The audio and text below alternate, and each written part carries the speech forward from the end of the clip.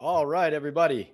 Welcome to another episode of Talkin' Ball with Pat Leonard, live here from Palm Beach, Florida. Let me know that you're hearing me. Don't have the headphones with me. We got our mobile set up here in Palm Beach. It's a beautiful day, humid with a nice little breeze. It's going to be a beautiful party tonight where the NFL is kind enough to welcome the media into the fold for one evening and reward us for all the hard work. No, it's actually a really nice party for the owners, and we just get to stand around and hang out and schmooze a little bit. Some of the perks of the job behind the scenes as we welcome you here from an interesting day in Giants land in the NFL.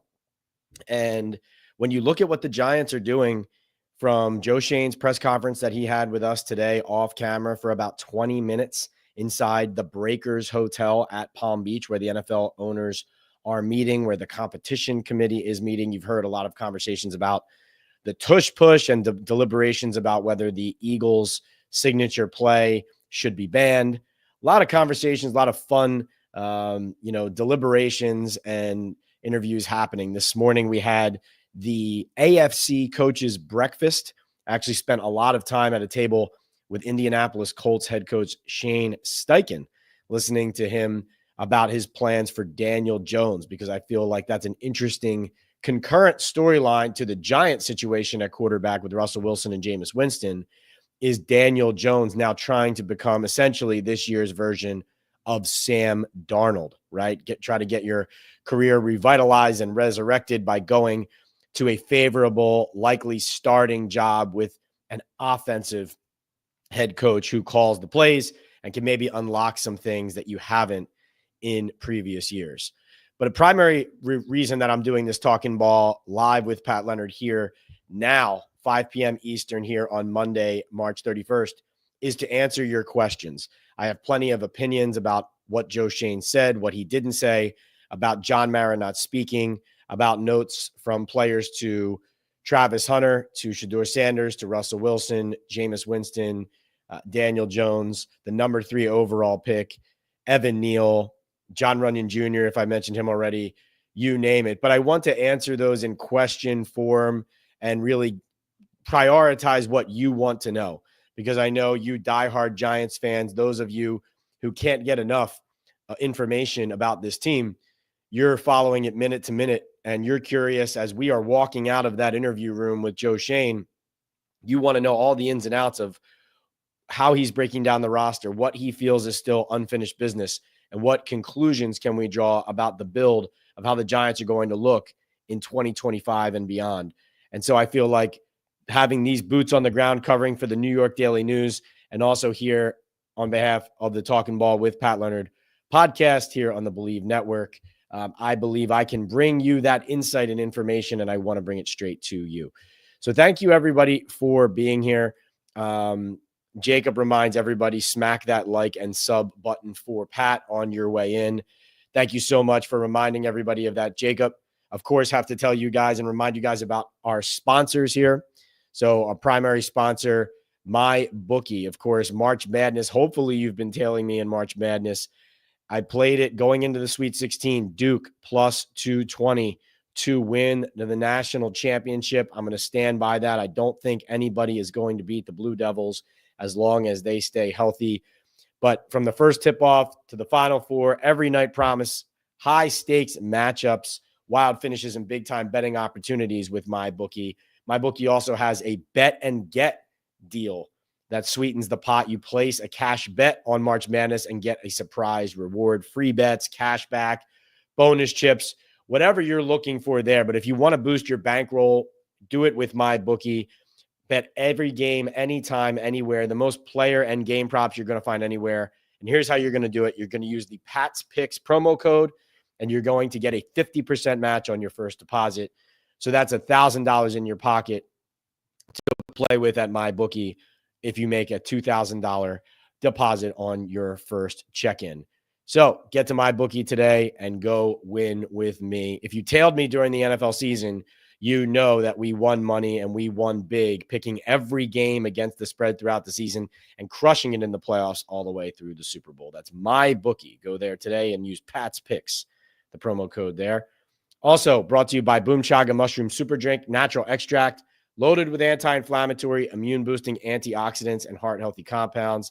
Welvin, thank you for giving me that sound check. I appreciate you. Thank you very much for that. I needed it. All right. So Boom Chaga is a natural extract loaded with anti-inflammatory, immune-boosting antioxidants and heart-healthy compounds. You can easily pour your natural liquid supplement into any of your favorite drinks. I put mine in my coffee every morning and immediately feel the difference. I personally feel a post-workout-like energy boost with Boom. Chaga also has the ability to lower cholesterol, reduce inflammation, and improve immune and heart health with its beta-glucans and antioxidants. Go to boomchaga.com today. Place your first order with the code TalkinBall25 or that QR code on your screen, and you'll get 25% off your first order on Subscribe and Save. Start feeling the difference today at boomchaga.com. Last but not least, Salaretta for Men in Midland Park, New Jersey, luxury menswear and tailoring in Bergen County. Go to Salaretta's, tell them Pat sent you for that luxury men's wear. And of course, once you wear a fine tailored suit from Salaretta's, you can't wear anything else. Promise you that. That's the company that keeps me looking fresh and right for all my walk-ins and arrivals at the Giants games throughout the season and here at the owners' meetings, at the NFL Combine, at the Super Bowl, and away we go, Radio Row, etc. And finally, last but not least, Estate 98 Coffee. Estate 98 Coffee is an all-natural coffee concentrate. It's great for making a quick cup of coffee. Delicious, hot or iced, takes 10 seconds to make. Also great as a mixer for espresso martinis. So go to estate98.com/talkingball and get a special offer there today. Got to turn off this forced air in this hotel room so you guys can hear me. 1 second.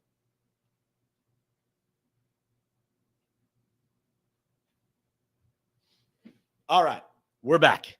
So Barbara checks in and says, "Hi, Pat. Somebody read the NFL rule book on TV, and it seems that the rugby push is already illegal. I think it's Rule 12, Article 4. It needs to be enforced." That's an interesting point, Barbara. I think listening to Shane Steichen, who was the offensive coordinator for the Philadelphia Eagles when the Eagles started using this and kind of quote unquote created the play that we see them run so often now with Jalen Hurts. Steichen was describing it as it kind of started with trying to get a hard yard up the middle, believing we had some advantages inside with getting low, with leverage, etc., and also with a quarterback who squatted 600 pounds. And then from there, they proceeded to say, well, why don't we add a second guy in behind to create more leverage and to create more force going up the middle? And then they were kind of piecing it together as we go. Now, Steichen, of course, as a Nick Sirianni off of that tree, so to speak, and somebody who has benefited from that play, would support it, of course, in that vein. But I think what Steichen was pointing out is he felt like versions of this play have been run the entire, as long as football has existed. His opinion was that it's just kind of been branded and become popularized, and people are frustrated because they can't stop it. But to your point, Barbara, I think what you're mentioning is people who want this play banned, the way you get a play like this banned would be to find a technicality in the rule book and a loophole that allows you to say, as written by letter of the law, that we cannot, we have to enforce this. This is not something that we're allowed to run. So if those who oppose the rule can find that in the NFL rule book and stand on that, then that would be the way to change a rule like this or to ban a play like this. It's a little strange. I saw one clip from Sean McDermott of the Buffalo Bills who said he opposes it, but his reasons were not grounded in kind of the technicalities that you're talking about, Barbara. It was him more talking about player safety and the force that's generated and how it can, create injuries and harm players, this and that.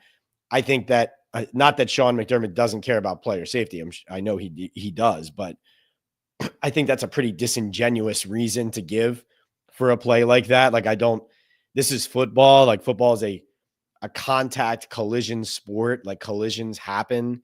Are you going to ban handoffs up the middle because the running back sometimes runs linebackers over. Like, I don't think that's an acceptable reason, excuse me, for banning a play like that. I think what you're saying, Barbara, is the right way to go about it in a conversation and a debate like this. Is this rule by the letter of the law something that we can that we can ban because it goes directly against certain tenets? Or is it something that, as we look at it and as we get into the brass tacks of it, it's not violating anything? It's just something that people can't stop. So those are the deliberations, that are happening right now. And we can get more into, excuse me, that conversation as we go. Savage Steve says, "What's up, Pat? If you had to put a bet on the person that to draft at 3, who would you put it on?" Steve, I would say Travis Hunter. I think at this moment, I believe Travis Hunter is the pick at 3 for the Giants. That could change, obviously, based on, right now people think it's Cam Ward 1, Abdul Carter 2. So if that's the case, then I would stand on my Travis Hunter prediction. Shedeur Sanders, Jackson Dart, the quarterbacks. Of course, the quarterbacks are always going to be in play for the Giants until they're not. But Joe Schoen today was adamant that the Giants are not going to force a quarterback. He said it in various ways, several different times. Essentially said, we've put ourselves in a position where we don't have to do that. He said that, yes, ideally you would love to find a franchise quarterback to plop into your roster for the next 15 years. But Shane said the bar for finding who that player is, that he's going to be that player, is as high as, if we draft this player, we believe he's going to help us win the NFC East every year, and he's going to help us win Super Bowls, and he's going to be our quarterback for a long time. He said if the player meets that standard and criteria, that's who we're taking. If he doesn't meet that standard and criteria, because they have Wilson and Winston, they're no longer in a position where they absolutely have to do that. I do believe this is the type of rhetoric that he's been consistent with this, especially since losing out on Matthew Stafford.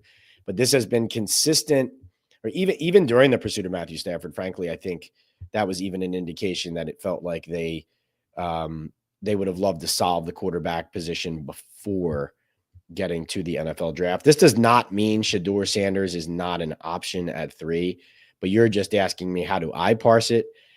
My feeling right now on Shedeur Sanders is there are people with the Giants who like him and who believe he can be that guy, but there isn't a consensus. So Colorado has a pro day coming Friday, April 4th. That'll be Travis Hunter. That'll be Shedeur Sanders. That'll be Deion Sanders, who's got his brand new contract extension. So now the question is, what do the Giants come out of that pro day feeling, thinking, deciding when it comes to Shedeur, Travis Hunter? I said about a month ago, maybe more, that I felt like there was the strongest chance that the Giants had was to draft a player out of Colorado. I feel like that's what you should bet on. It's probably too late now, but that was the safest bet throughout January, February, March, was Giants taking a Colorado Buffalo at 3. At the moment, I think it's Travis Hunter. Rick, I'll get right to your question, but we have a super chat in the queue from Jay Farries. Jay, thank you so much for the super chat, setting a great example for everybody. If you want your comment or question answered first, you can purchase a super chat or super sticker on the queue on the chat. And that's a great way to support the channel. And I will address your comment or question immediately or next into the queue. Jay says, Pat, when Mara spoke after keeping the GM and head coach, a reporter asked, is this about money? Yeah, that was me, actually. With Daniel Jones as well, keeping him an extra year. Cowboys getting lots of bad press for being cheap too. Is this a thing? Yes. Yes, it is a thing. The Jets, even there was a report today that they offered a ton of their employees buyouts and that they are looking at cost cutting and efficiency measures to improve their operation.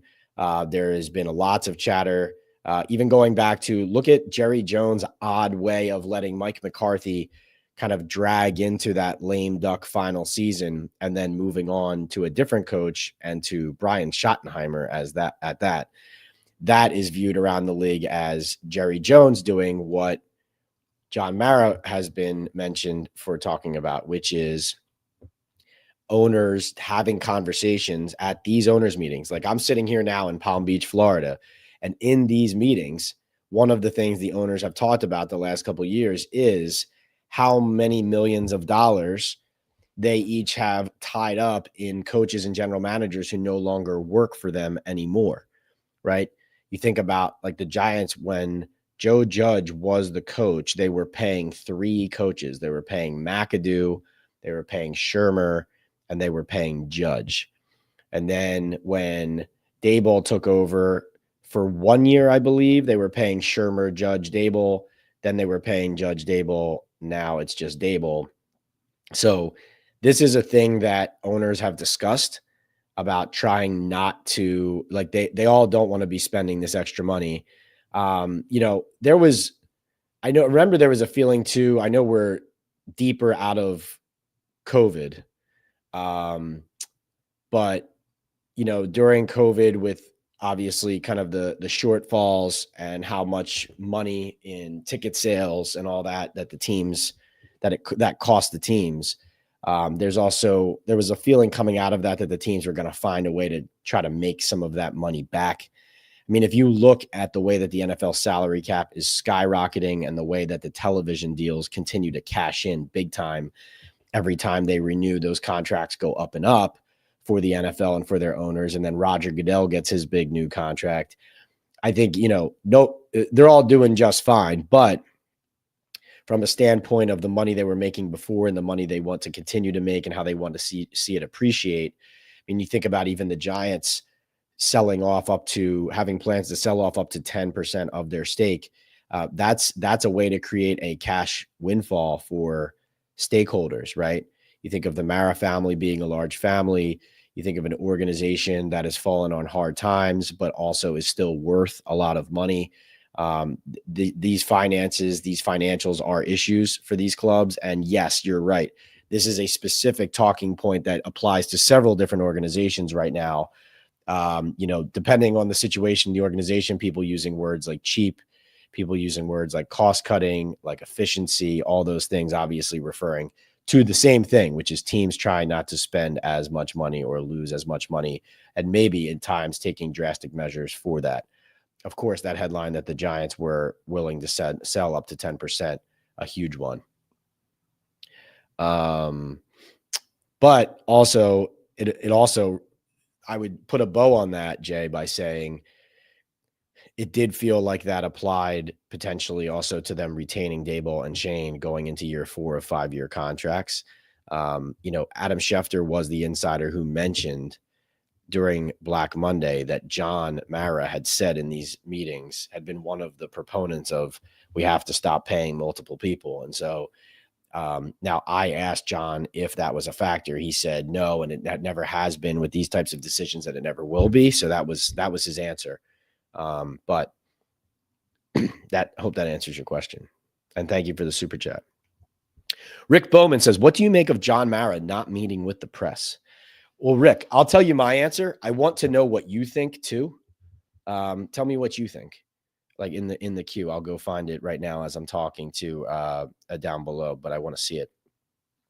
My opinion is that this is a bunker mentality from the Giants. That this is just conjecture. Okay. There has not been an articulated reason why John Mara is not speaking to the New York media about the state of the team here at the owners meetings. Granted, he did say a lot on breakup day on Black Monday. He did. But a lot has happened since then, including Saquon Barkley winning the Super Bowl and including the Giants, of course, pursuing Matthew Stafford and Aaron Rodgers and ending up with Russell Wilson and Jameis Winston. Plus, Daboll, Schoen, how is that going? How is the scouting process going? What does John Mara want to see in the draft, right? Like all of those things. John, of course, is a strong voice and a prominent voice in league circles as well when it comes to the ownership, the competition committee, And so it's still possible he ends up doing some sort of national interview with a national reporter just about, let's say, the tush push issue, or just about a couple financial league measures or something like that. But as far as the Giants in New York are concerned, he will not be talking. That's what we've been told. What I make of it is the Giants reacting to the public perception of them in a way that says, okay, it's us against you, right? Like it's an us against them mentality. It's a, it would be, there's two explanations to me, or a combination of the two. One is frustration with outside coverage and noise and the way that the Giants are talked about and perceived, or let's say frustration with the way that John's words in January were reported or discussed. Another would be frustration with or concern with the way the Giants offseason has gone here. That could be how Schoen and Dable are working together. It could be how, how the quarterback situation didn't ideally work out between Stafford, Rodgers. They can't get up to number one to get Cam Ward, right? Those types of things. Or it could be some combination of the two. My guess, it's still being this early in the offseason, and it's more about outside noise and reacting to something regarding how the team is discussed. And maybe, like, this is one thing, John Mara, I think, is very well aware that he has played, and always plays when the Giants succeed or fail. He plays a huge role in their operation. He's the president. He's co-owner with Steve Tisch, right? He's a prominent figure. He's a huge figure, very influential. And so he takes this very personally, very seriously. And so he doesn't come to a decision like this lightly. I will admit, even though I know that the Giants are, even though I know the Giants are very much trying to control the message right now, and they are very sensitive to what the message is, it still surprised me when I heard that John Mara was not going to be talking at these owners' meetings, because frankly, I don't know if it's ever happened. There is no known precedent for Mara declining the opportunity to speak here. I asked Joe Schoen at the end of his 20-minute press conference about it. And at first he made a joke out of it and said, well, John talks to me all the time. And I said, but what does it signify to you that he's not talking to us? Does it signify anything? Didn't really have an answer. I asked him if it was an organizational decision. He was looking, for some help for an answer. And I said, no, I'm asking you. And he said, I haven't talked to John about it. I've been on the road. I haven't been back in the office in 8 days, so I haven't talked to John about that. So he had just in the previous answer said he talked to John and Steve Tisch every day. That doesn't mean he talks about this specific topic, but knowing that Joe Schoen is very involved in the messaging of the Giants, frankly, that's very difficult to believe. But of course, John Mara is the owner, so John makes his own decisions on these things. So that is very possible, right? Although I would think it would all be tied in because that's how they run their operation. I think Schoen is very thorough with the way that they present themselves in the media. So, that's my take on it, Rick.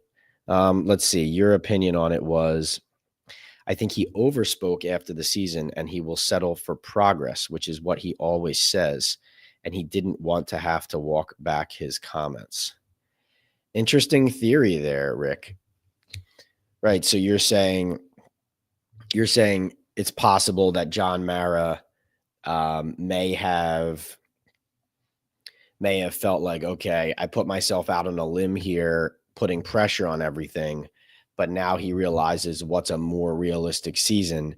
And if he steps out now and says, I'm okay with seeing us headed in the right direction, even though I know it's still going to take some time, that he could get crushed for that, even though it is the more realistic thing.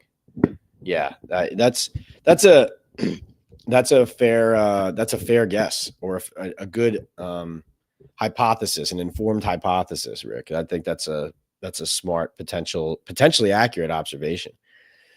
Excuse me. This is allergies, by the way. The spring allergies got me right now. So sorry about the coughs on the mic.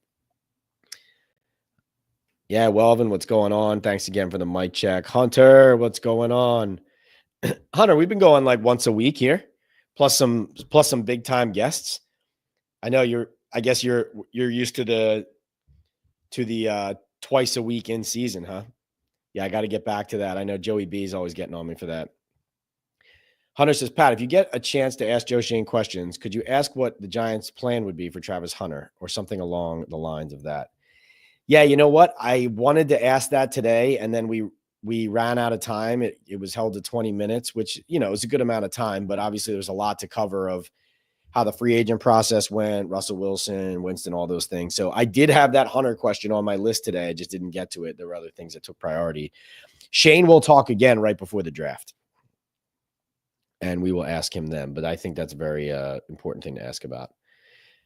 D-Rock says that is some shirt. Thank you, D-Rock. Yes, listen, when you come down to the NFL owners meetings, whether it's in Arizona or Florida, you gotta bring some flair to it. You know what I mean? We don't get to wear our Florida style clothes as much up in New Jersey. So when it's 85 degrees or 83 and humid and sunny out with a nice breeze, you gotta look the part, I got my Salaretta outfit waiting for tonight too. I'm really excited about that. Rick says, were the Giants pursuing any other interior O lineman besides Will Fries? How concerned should fans be about the John Runyon Jr. injury? Yeah, so a little behind the scenes on the Runyon Jr. thing. So Runyon, this is just an interesting thing about how reporting works sometimes. Runyon told us flat out on breakup day that he might have to get surgery on his shoulder, but he was hoping not to. And then there was never follow-up from that. And a lot of times you can get behind the scenes to that type of question or information. So ideally, in my mind, that's something I would love to be able to just track down and report. John Runyon Jr. had a procedure, had a minor arthroscopic procedure, whatever it is. But, this was a case, especially when it comes to injuries in the off season. You're not in the building every day. People who don't work for the team are generally extremely reluctant to discuss injuries if they do at all. And the team at this point is not looking to volunteer injury information like that. That's not out there already because the players aren't on the field. So it just became a type of thing where it was if I didn't ask Joe Schoen or Brian Dable about it outright, then we wouldn't know until we saw him standing on the sidelines in April. So I had a good feeling that he had probably had something done based on some of my outreach to people, but I just couldn't nail it to the floor. So it was still a question that I knew needed to be asked. And so I asked it feeling like I knew the answer, even though I didn't have it rock solid enough to report sources say, right? And so you could tell by Joe Schoen's answer what I'm describing. Reluctance to actually describe what happened and what he had done, but an acknowledgement essentially without saying it that Runyon had something done to that separated shoulder. But he said, he's back in the building. He'll be okay for the spring. I mean, we'll see what that means. I don't know what that means. That could mean that he's going to be around in the spring, but he's not playing real football until the summer. Like, I don't know that. We don't know that. Nobody knows that. I'm going to continue to try to work on that one. Staying on the guard position really quick. Evan Neal, Joe Schoen says, is willing to play either guard or tackle wherever the team wants him. Now, that's noteworthy because if Evan Neal were to move to guard, remember, and I did an offensive line series last year on this. So remember, Evan Neal played 3 seasons at Alabama, 1 at left tackle, 1 at left guard, and 1 at right tackle, right? So he has the most extensive experience. If he were to play guard, he has played left guard. And I also remember speaking to Justin Pugh about that type of move and him saying, if he's comfortable on the left side, then don't move him, don't move him from, or he was right. He was describing that Pugh was a left tackle in college. They had him at right tackle early on in his NFL career. And then he ends up finally moving back to the left side. It was to left guard, but he was more comfortable over there and he settled in at that position. So Evan Neal is a guy who had experience at all three of those spots in college.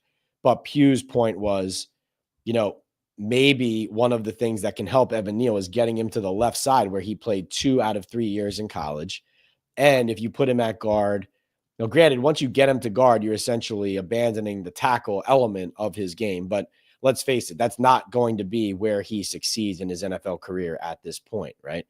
So try giving him the Mekhi Becton treatment and try to see if he can resurrect his career that way. And I see Welvin actually asked about Evan Neal as well. So we're kind of tying these two questions together. So Welvin, you're on it. But I would think actually that Evan Neal, based on his history, based on talking to Pugh and some other people, offensive line experts, I think it would actually be interesting if maybe Evan Neal gets worked at left guard.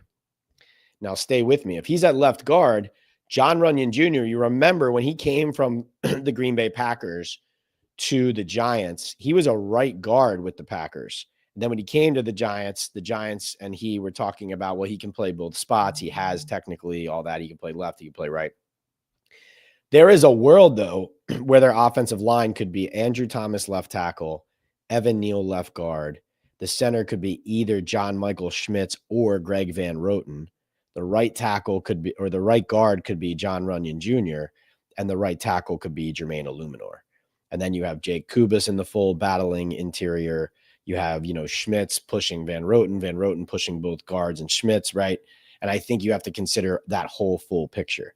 So maybe, just maybe, Evan Neal hitting at a spot like left guard could end up being a way to slot some of these puzzle pieces into some more favorable positions.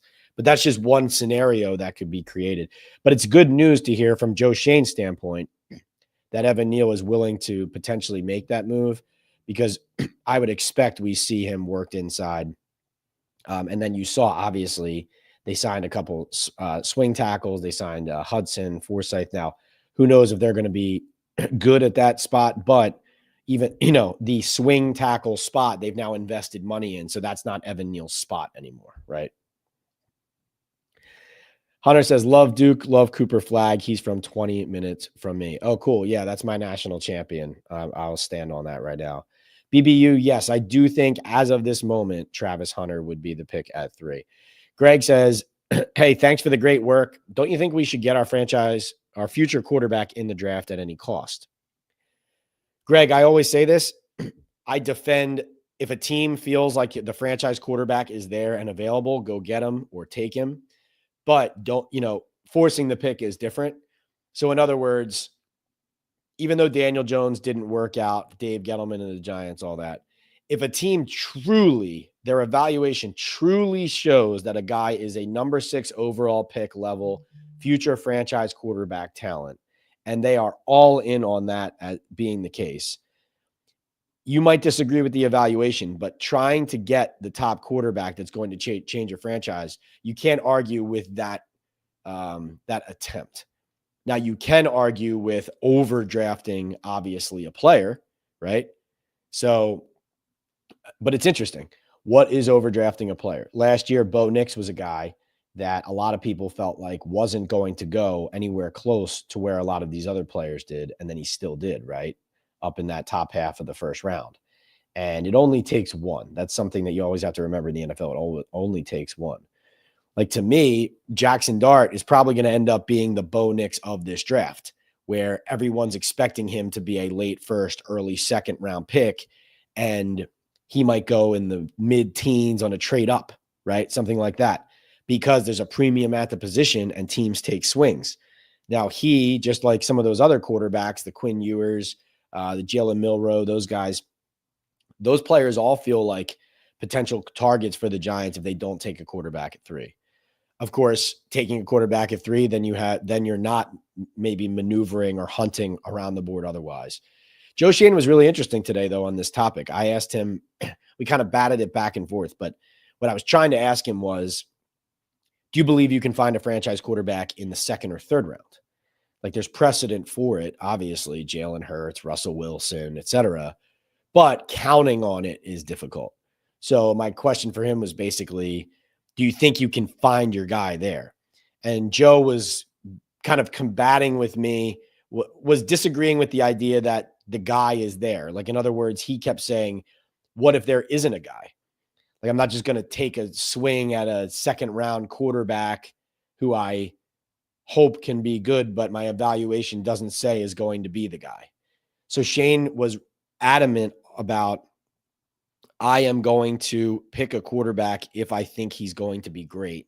And if I don't think he's going to be great, and I don't think he's going to lead us to division titles and Super Bowls, I'm not going to force the pick. That was the takeaway I got from him, both at number 3 and throughout the draft. Now, I do think they're going to get a quarterback into the building in this draft, but do they need to get their future quarterback at any cost? I would say, I think Cam Ward was the guy in this class for them that fits the mold you're talking about, but they're not going to get there. So some classes there's 3 or 4, some classes there's 1, some classes there's none, some classes there's 2. Right? You could debate, you could look at last year and say, well, the Giants decided there were only 3 in last year's class, but 6 guys end up going in the top half of the first round. So now it's, well, who's right? Right? So it is in the eye of the beholder as well. Greg, I think if the quarterback exists in this draft, yes, you're trying to do everything you can to get that player. I agree with you in theory. So in other words, if Cam Ward is the guy you want and the Titans are saying no, but they're still listening, then for sure you're doing whatever you can in those phone calls and conversations until they say, stop calling us. This isn't happening. Yes, I agree with that in theory. Yes. Jacob says, where's the piano? Yeah, I didn't need the fake background today because I have a nice, clean hotel background here, right? Not bad. Not bad, Palm Beach. Candyman, what's going on? He says, hey, Pat, all signs point to us drafting Hunter at 3. I'm concerned the Giants won't use him properly, whatever that means. Just don't have the confidence in Daboll's staff. What are your thoughts? Great question, Candyman. This is a story I'm working on too, is exactly this topic. How do you use a player like that? How would the Giants use a player like that? Reminder really quickly, we're brought to you by MyBookie, Boom Chaga Mushroom Super Drink, Estate 98 Coffee, and Sal Loretta for Men. This is Talkin' Ball live with Pat Leonard here on the Believe Network. I'm the New York Daily News NFL columnist and Giants beat writer here in Palm Beach, Florida at the NFL owners meetings. Thanks for joining me, and make sure you take advantage of these discount codes and special deals before it's too late. At MyBookie, where you're betting on March Madness, we have the Masters coming up. We have Major League Baseball in full swing. Use Pat's Picks, the promo code, and get 50% match all the way up to $2,000 on your first deposit. So if you deposit $2,000 or if you deposit $1,000 in your account on the first deposit, use Pat's Picks code.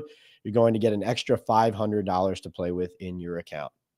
Also, Boom Chaga, the code, as you see down here, is Talkin' Ball 25 or the QR code on your screen, and you'll get 25% off your first order on the subscribe and save option on boomchaga.com. Start feeling the difference today. Boomchaga.com.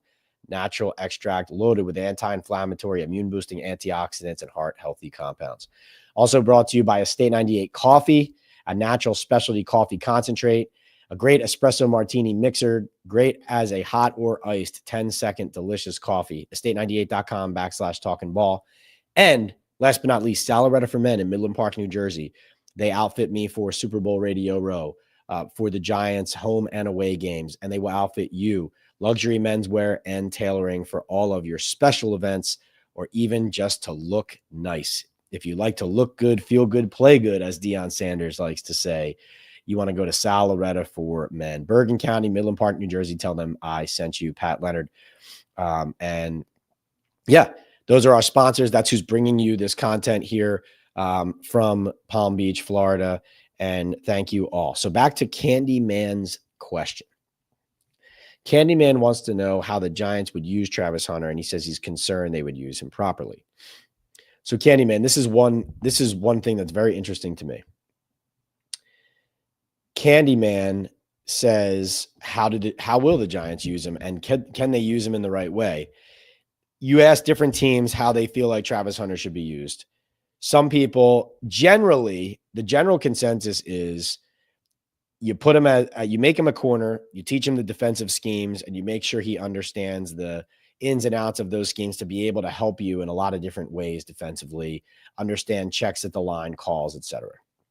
And he can help you there. And then you can deploy him as a receiver in targeted situations and take advantage of his skill set on the offensive side of the ball as well.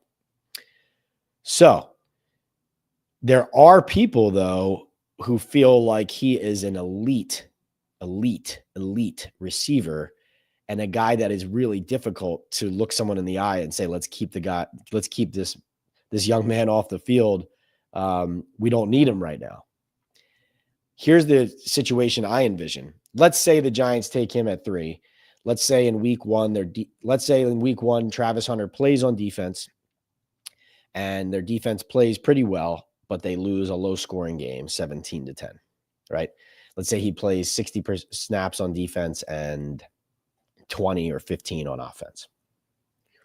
If that happens and he's used that way and deployed that way, and that's the result, you can only imagine that going into week 2, you're then going to have Travis Hunter playing about 50 or 60 offensive snaps.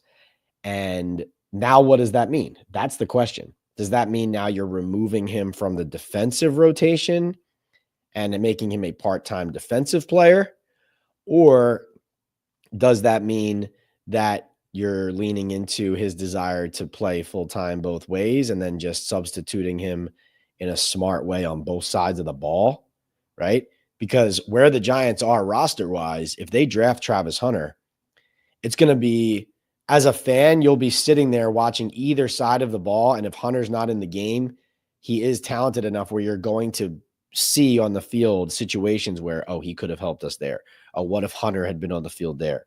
Oh, that DB missed a tackle, but Hunter's been tackling well. Why is he not playing in the slot, even if Banks is playing better and on the field with a Debo, right? There's just going to be so many permutations to think about.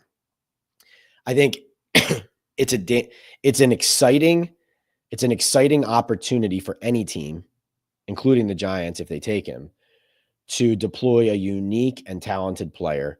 And, as Jason McCourty said, and by the way, if you haven't watched, Jason McCourty joined me and Benny Fowler on the Talkin' Ball with Pat Leonard podcast the other day. Had some great comments to make about Travis Hunter, Shedeur Sanders, Russell Wilson, and we talked a lot about culture, leadership. He told some Tom Brady stories. So did Benny. It was a great conversation. I think you guys would love it. Please go check it out on the YouTube channel here, PL on NFL. Subscribe as well. And please hit those like buttons while we are live here on YouTube.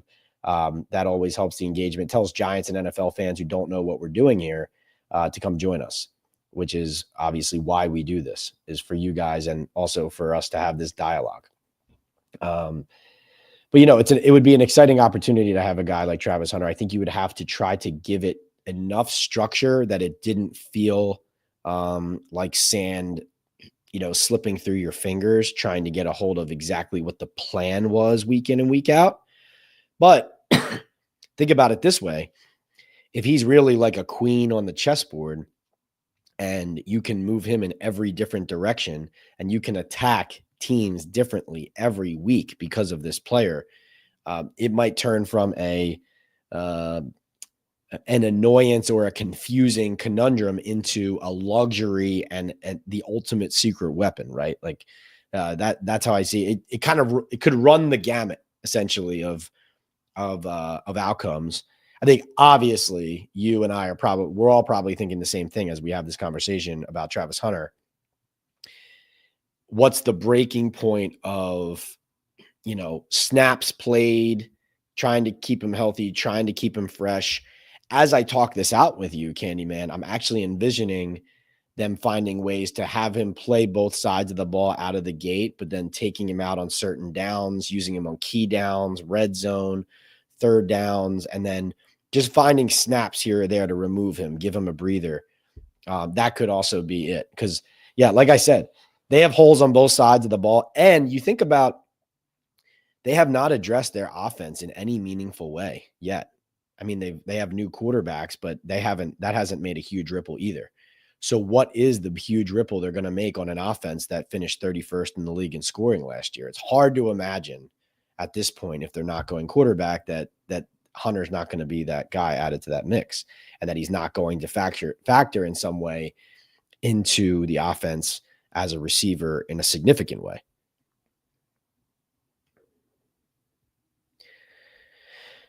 Iconic, what's going on? Iconic says, what's up, Pat? What do you think if Sanders is gone at 3, we trade back till 6 or 7 to get more draft assets? Draft either Graham or Johnson. Then for quarterback, we get Milroe. I like the Mason Graham idea. I think, coming into this draft, I've said, going back to like January, February, that just team building wise, I really love the idea of the known commodity that is Mason Graham, putting him next to Dexter Lawrence, and making this defensive front, a truly fearsome, imposing front, right? Like, I think if you add Mason Graham to that mix, then it all ticks up like a couple notches of what you can unlock with everybody on that line, So I don't hate that idea, but do they have, if Sanders, so your theory or your scenario there is Cam Ward, Shedeur Sanders go 1-2 at 3. Would you rather them not take Hunter and move back, get some more assets for, I guess you're assuming that those assets include both this year and next year, and then get a Mason Graham and then still get a QB somewhere else? I mean, are you trading out of Travis Hunter is the question there. That's a tough one. But Iconic, I said this before, and I don't disagree with you. Building the trenches is where the Giants still need to be focused. Jacob says, Pat, is it true Hunter and his family had a visit with the Giants? I know they've had several top prospects in already. That would make sense to me. I did not report that. So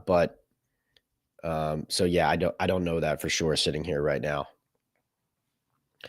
But I know that they're doing tons of work, including visits with a lot of top prospects.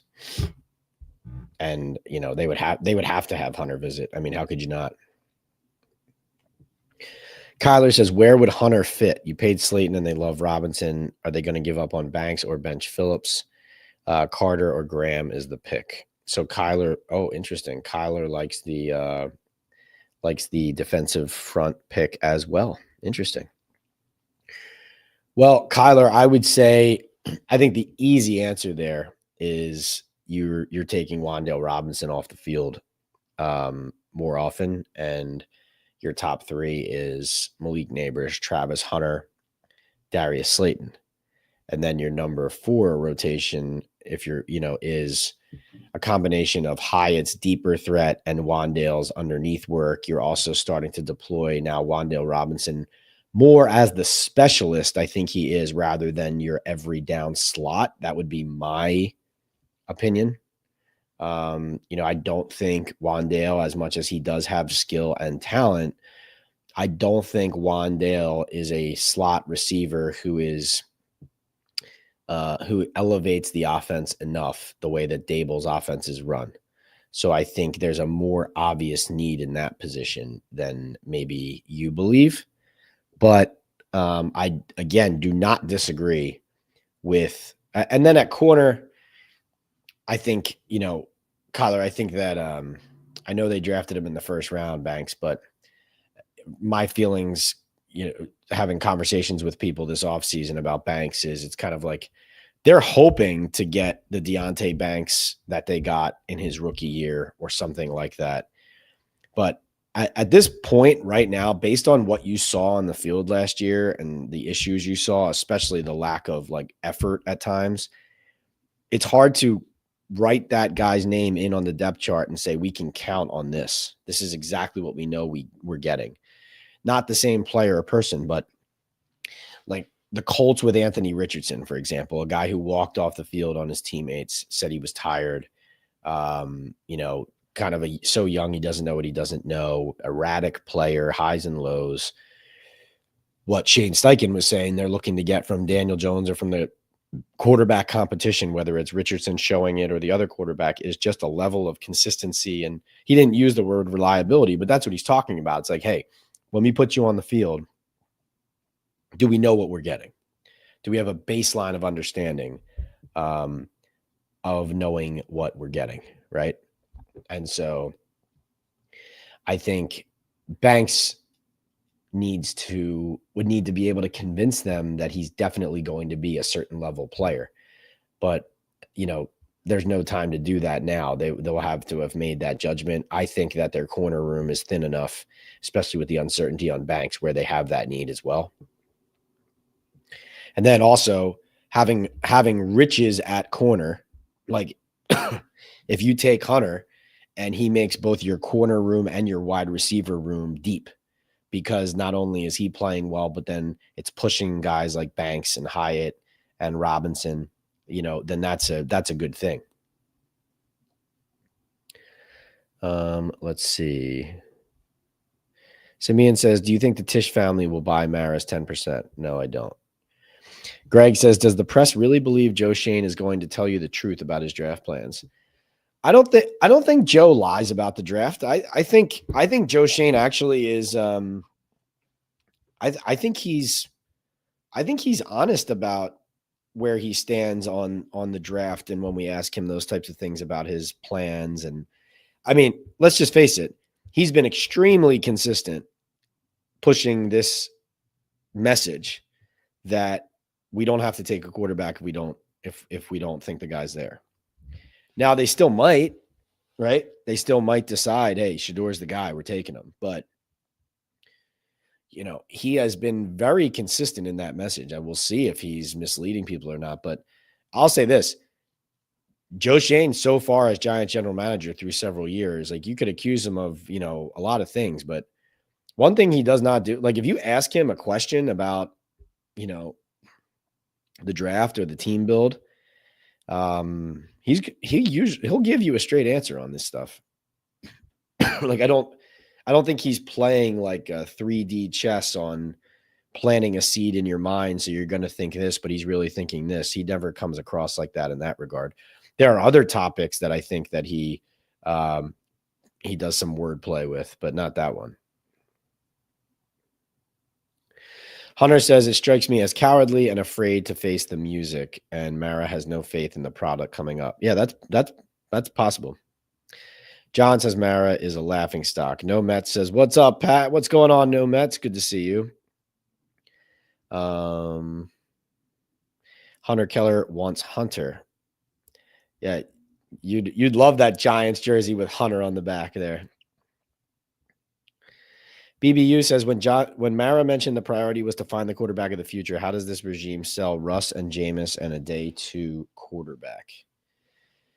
Well, that's a good question, BBU. That's a really good question. I think now that's an answer to why Joe Schoen might be saying, hey, we don't have to take a quarterback, right?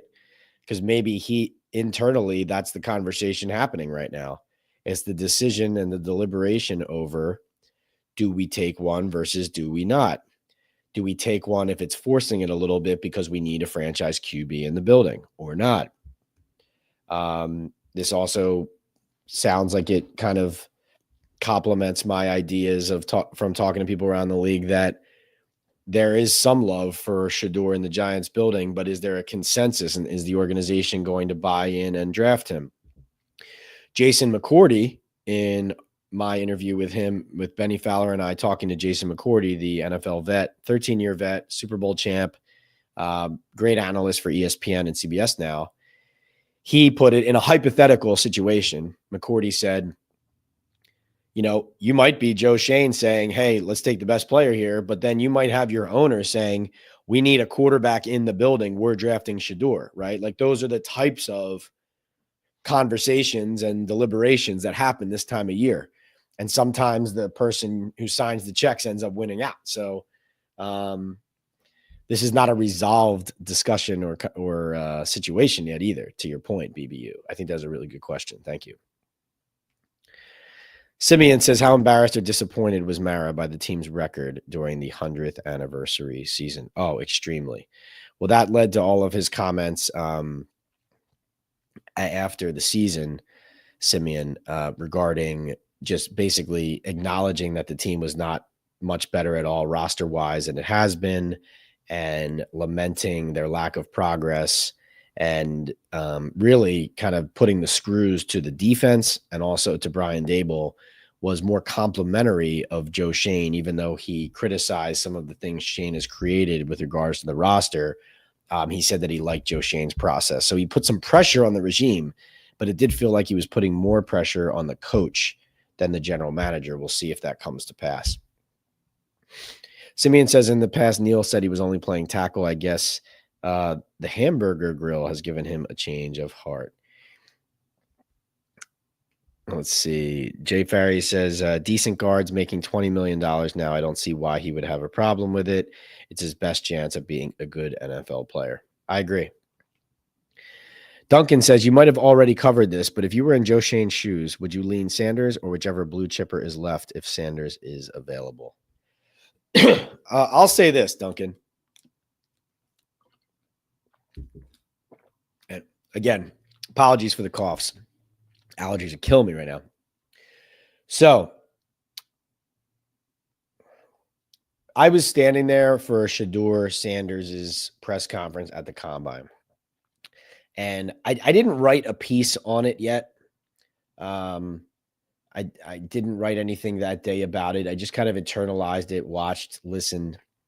Now, if you remember, that was during a week when there were leaks coming out that he was not presenting himself very well in meetings with teams, that he that some teams didn't like how he was coming across.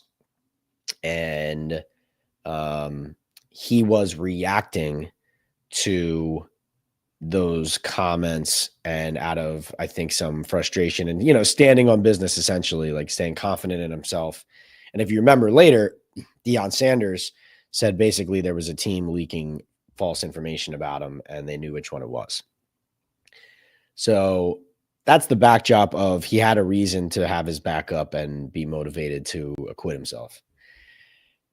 I'll say this, though, he was so, I want to describe it correctly. He's a really strong personality. He's really cocky and confident in that moment as I'm listening to him, as I'm watching him. Now he's been successful. He's got $1 million smile. People around him rave about him, say he works hard. He's got the talent, all those things. But I was looking at him saying to myself, right now he's telling everybody, here is who I am. Really, this is me. And you either like me as your franchise quarterback and the representative of your team, or you don't. But here's who I am. Fall in line, pick me or don't. I don't care. This is who I am. His energy and bravado could be exactly what this Giants organization needs, being that they're down in the dumps. There's not a lot of electricity to the building, if any at all. It's more like the hope is a strategy type situation than anything. His presence would give the building life, but would it give it stability? I don't know that. I think that's one thing that they have to decide, that other people need to decide. I think it would be great for him to be your quarterback in New York if you were winning. The superstar element, ready for the bright lights, billboards in Times Square, made for all of that, right?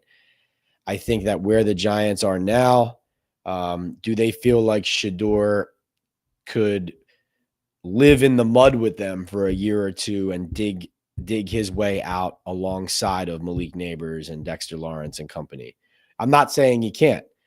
I'm just saying, as I was listening to him and watching him, and then I was listening to Cam Ward and watching him, listening to Dart and watching him, Ward and Dart came across to me as more business-like, more zeroed in, more in that moment, again, in that moment, more team oriented, less focused on themselves, more focused on the process.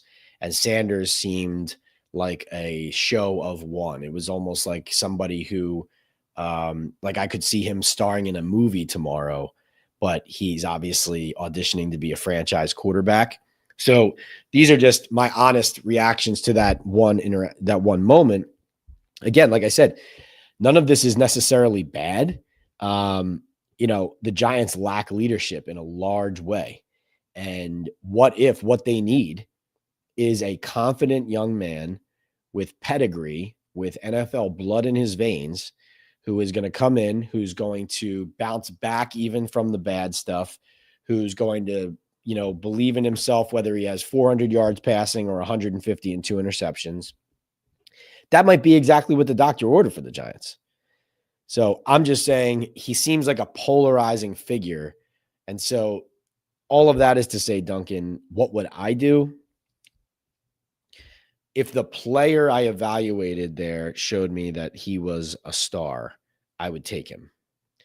I don't know if he is. I don't know if he is yet. I'm not sure. But to the point that some of you have raised here today, like if Joe Schoen doesn't take a quarterback now, when does he take one? That's the other devil's advocate part of it. It's like, well, are they really going to go 4 drafts without drafting a quarterback at all? Or, 4 drafts without drafting one in the first round, maybe take a mid-round one, and they have Russell Wilson, Jameis Winston, and a mid-round quarterback in year 4, right? When you put it that way, you go back to, well, wait, don't they have to take a quarterback, right? So that's a hard one. I hope that answers your question, Duncan. It's a hard question and a good one. SPP says, amazing cut and dope shirt, Pat. Thank you, SPP. Appreciate that. Intel says, draft a damn quarterback. Why is this so hard to do? At least Dave Gettleman had the guts to draft his QB. We keep putting a bandage over the wound. Henry Hunter over Carter, just because a lot of people believe that the Browns are going to take Carter number 2. Also has some injury issues that people are still sorting out. But there's some uncertainty there about what, how long he's going to be out, what he's going to require. I see Simeon and Jay kind of explaining that. So Intel, yep, okay. Successful organizations make swings at quarterback every year. If you don't work, if it doesn't work, successful organizations take swings at quarterbacks every year. If it doesn't work, you draft another one the following year to get it right. You're not wrong about that. Intel thinks the Giants will win 5 games with Russ. And Jay doesn't think they'll win an NFC East game. All right. Let's see.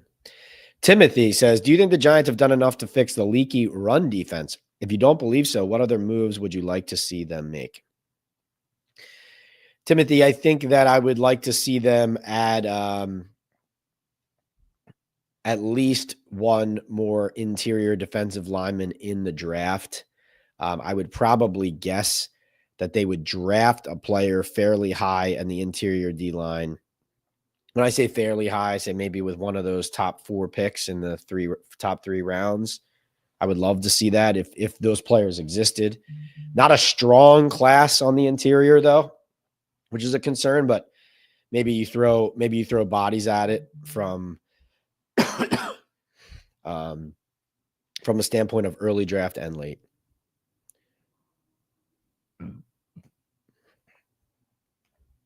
Show says, I am bugging. Wandale is one of the most respected route runners in the league. Okay. Timothy, back to your question. Sorry, I didn't finish answering that. Do I think they've done enough to fix the leaky run defense? Well, they've spent money on Javon Holland at safety, obviously, and Paulson Adebo at corner. You're going to need to just get better tackling across the board. You need players to tackle. Obviously, that comes with the corners. That's another reason why Travis Hunter could be a good fit. would be a much better tackler on the outside than Banks has been. But a lot of the personnel, obviously, up the middle, still the same. Okereke, McFadden, they've added some supplementary linebackers, but nobody who's challenging them at the moment. Wouldn't shock me if they tried to get a player, who they feel like is an upgrade in the middle as well, or some like a young guy who they can grow and develop in the middle rounds. And they have a lot of needs still is the thing. So where do you invest? Where do you make those investments? I do, though, think I keep hammering this home, and that's why whoever mentioned Mason Graham earlier, I don't hate any idea of upgrading the interior D-line, because last year, where their struggles with the run game started and finished was their inability to stop the run up front. Then it became, hey, they're attacking the edges and all that, but they weren't getting enough penetration up front. They were getting pushed around up front in the running game during the meaty part of the season there when the season started going off the rails. They just did not have enough bodies, enough talent, enough production out of the line. And that included Brian Burns and Kayvon Thibodeau not setting the edges well enough in the running game. So you invested a lot in some of these guys, Timothy. Unfortunately, you need a Burns and a Thibodeau to be better run defenders in that case. Burns was never known to be a great run defender. So they basically overpaid for a player who's a really good pass rusher and a good dude, but was never known to be like a 360 degree rounded player who was an incredible run stopper. So you're going to need to get some better production out of those guys as well. I think that the interior D line is my answer. And then we'll talk more about specific prospects, maybe do a couple maybe we'll do a couple mock draft episodes, which are really fun. Ken says we have 8 defensive tackles on the roster before the draft. So who goes? I thought Roches was a definite cut candidate, and if so, when? If we get Hunter, there are no snaps at all for Hyatt, so he has to be traded. Yeah, and that still wouldn't surprise me. I frankly think Hyatt being included in all these talking points from the quarterbacks about being an untapped potential weapon. I mean, is that about him being included in the offense finally, or about them trying to get a team to think about him and call about him? That it might be the latter. By the way, go back and listen to it. Jameis was fantastic, obviously, in his first interview as a Giants quarterback. He signed today, but very interesting. Like late in the interview, Jameis Winston went on this long diatribe explaining what he's excited about with the Giants offensive roster. And he basically went over all the same exact talking points that Russell Wilson did. He called Theo Johnson, Wan'Dale Robinson, and Malik Neighbors stars. He said Jalen Hyatt, untapped potential. He mentioned Greg Van Roten. It was really uncanny, very interesting.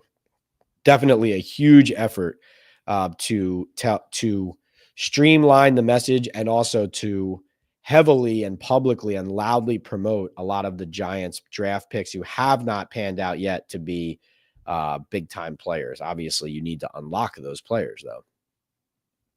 Ken, to answer your question, here, let me look at the roster with you real quick. So I agree with you. I thought Nacho was going to be on the way out as well. Right now, let's see. We have Dexter Lawrence and DJ Davidson. Well, I personally would not have DJ Davidson on my roster. Jordan Riley, I would say him as well out. Corey Durden.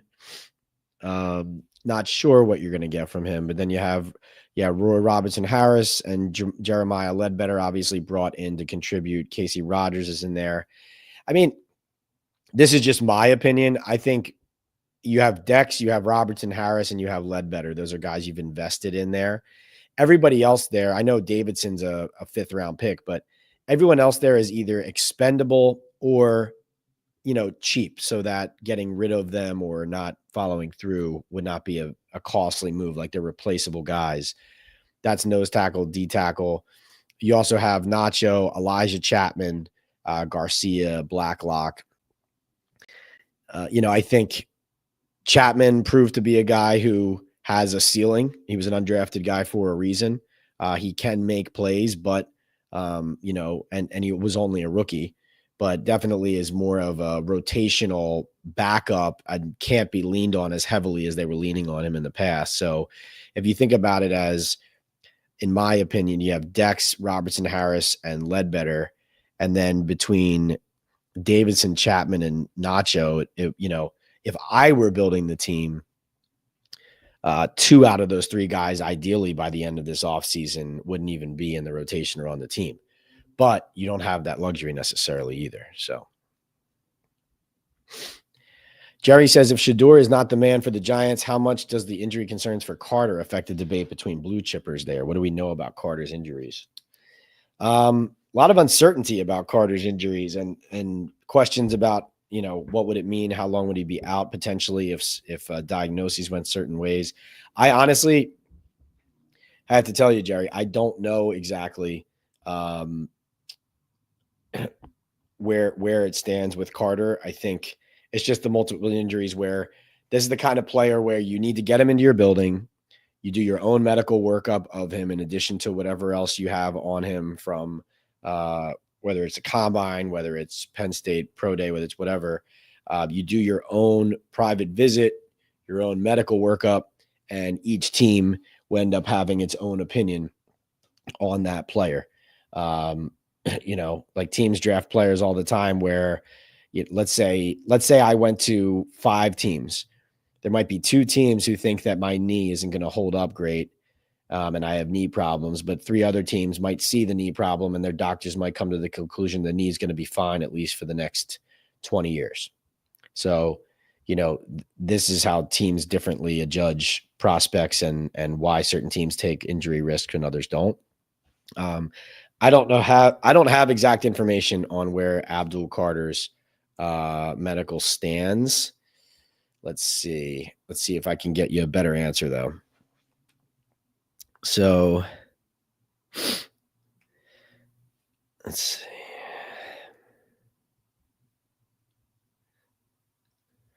Yeah, it was the stress reaction in his foot. I think it's just an element of, it's not like a stay away player. And part of the reason it keeps coming up, I'm not mentioning Abdul Carter, is because a lot of people think he's going to be the Browns pick at 2. That's a main reason why I haven't gone into him as much about that pick. So obviously if the Browns would be okay taking him at 2, then they would decide that they were comfortable with whatever the risks are that the medical tests are showing. So that's encouraging. Like if you were hearing that he was plummeting and teams were really scared, that would be worse than hearing that the Browns love him and that he's, most likely going to be their number 2 pick. And even though they're not saying it, that no one's disputing it. Right. So that's what I would say. But short answer is, I've talked to people who they have said that, it's just, everyone's got to do their own medical and come to their own conclusions. And it could be the type of thing that ends up a team goes with a certain player over him. If they do, maybe that's the reason, because they're not comfortable with the scan on the foot or whatever the case is. Vinny G Man says, what's up, Pat? You never let your chat down. Vinny G, what's up? Thanks for being here, man. Thanks for saying that. We're going to wrap up here in a little bit, but keep getting through these questions. Ken says, Daboll has had Jones, Locke, DeVito, Webb, and Taylor since he's been here. Who exactly has gotten better? He gets too much mileage and credit for Josh Allen, who is just a great player independent of him. Simeon likes Hunter or Graham with the first round pick. Duncan says, if Gettleman was allowed to take a quarterback year 1, Shermer liked Allen. You don't tell a GM which year to take a QB. Well, the Gettleman Saquon pick, that was the Dave Gettleman and the Giants believing Eli Manning still had enough in him for one more run and trying to give him an extra weapon. Huge miscalculation. To your point, Duncan, like you still got to judge, you still got to scan the quarterback draft and do those evaluations. And if you think a guy's an absolute star and a stud, then you got to take him. Ken says, Gettleman made 33 picks in his top 5. Saquon, Dex, Thomas, McKinney, and Jordan Love. Shane, 24 picks. Name your top 5. Neighbors and what? Sad. BBU says, Pat, my thing is, let's say it's Travis at 3 and you roll with Russ and just go best player available the rest of the draft. What do you think happens if they win too many games again to pick a quarterback next year? Well, BBU, you're kind of between a rock and a hard place there because in your scenario, winning too many games gets you out of drafting the quarterback you really need. But of course, let's say Russell Wilson doesn't pan out, then you get fired and you don't have a quarterback anyway. I actually think in what you're painting in that scenario, that's the best argument for still taking a quarterback this year. Is like if you don't take one now, you may never get the chance. Right? Like that's the best argument that comes out of the scenario you painted, I think. I think the Giants would love to win enough games this year to save their jobs to just get to next year at this point, honestly. Iconic says, Pat, why does Russell get seen as terrible, but Rodgers still gets seen as a savior? He had decent numbers last year, 16 touchdowns, 5 interceptions. I feel like we have a decent team that should be better than last year. I think largely if you take the sample size of Russell Wilson's last 4 seasons, like Seattle, the 2 years in Denver and the year in Pittsburgh, his game has declined to a point that he did not have a strong market this year being available as a free agent to any team in the league. And Rodgers, you're absolutely right. Like Rodgers could be a 10 times bigger disaster theoretically, right? Than especially not just, hasn't played great and won games, but also all the off-field stuff. So I'm not defending. I'm not saying, oh yeah, go get it. Like Aaron would have been perfect.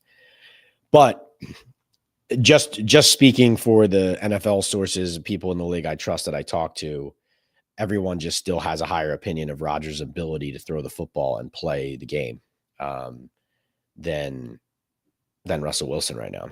That's the best way I could tell you. Michael says he doesn't see that scenario at all, winning too much. I'd bet money Giants pick one of Dart, Milrow, or another. Off Broadway says, honestly, we aren't that far off, in quotes. Iconic thinks Hyatt can be Godwin with Winston. Wow, that would be. You could win a lot of money. Betting Jalen Hyatt to have those kind of numbers. You know what I mean? A lot of money. All right, let's see. We got coming down the home stretch here on Talkin' Ball Live with Pat Leonard. All right. Simeon says, Pat, do you think Carson Schweisinger would be around at the number 34 overall pick? That is the linebacker out of UCLA. Would he be around at that pick? Jeez, I don't know. I mean, I would think so. I would think so. But I don't have. I got to admit, I can't sit here and give you a mock draft rounds 1 through 7 yet, Simeon. But yes, I would think he would be. William says, SPP says, if Hyatt is an official Giants talking point given to Wilson and Winston, maybe they do believe in him, but just couldn't get Jones to throw long consistently. Yeah, but they never put him on the field. I mean, hey, you know what? You could be right. You could be right. But they really did never put him on the field. Let's see.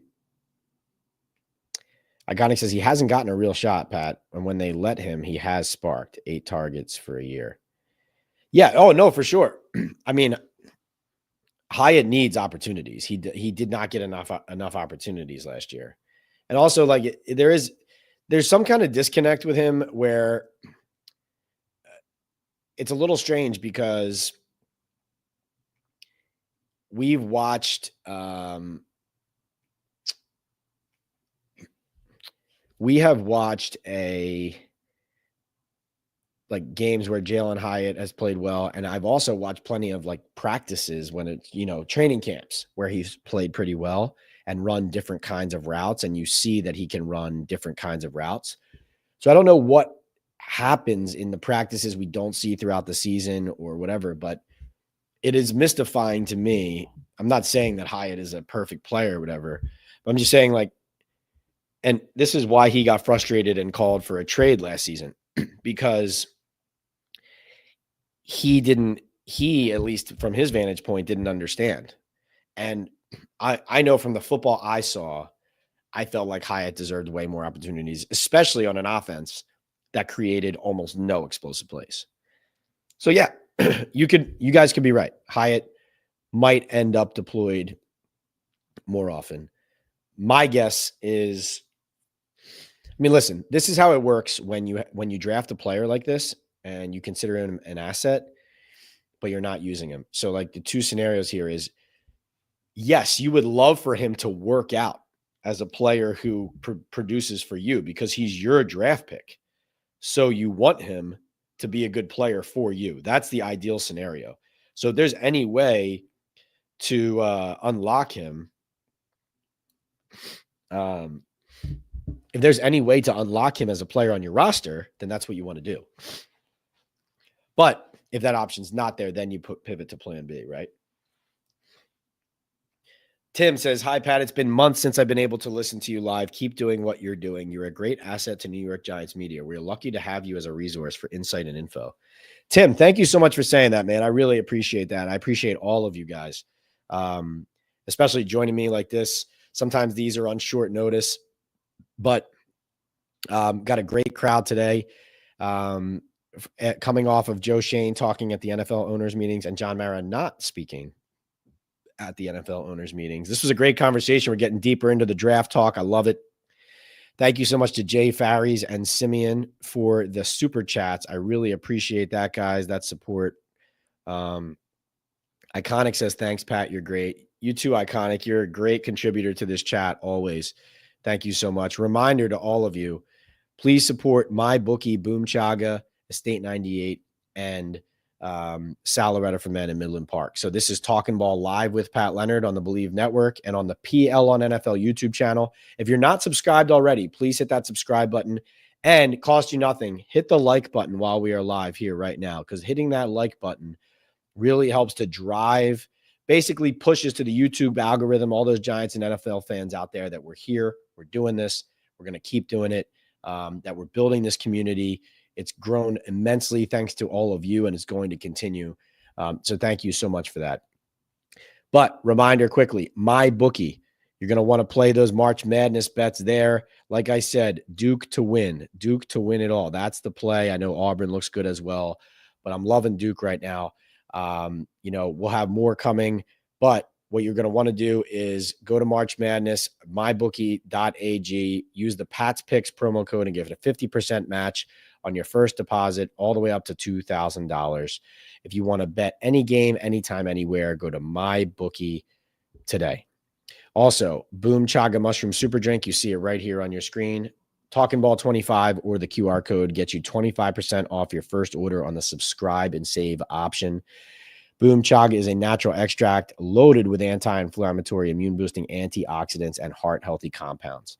You can easily pour this natural liquid supplement into any of your favorite drinks. I put mine in my coffee every morning and immediately feel the difference. I personally feel a post-workout-like energy boost with Boom.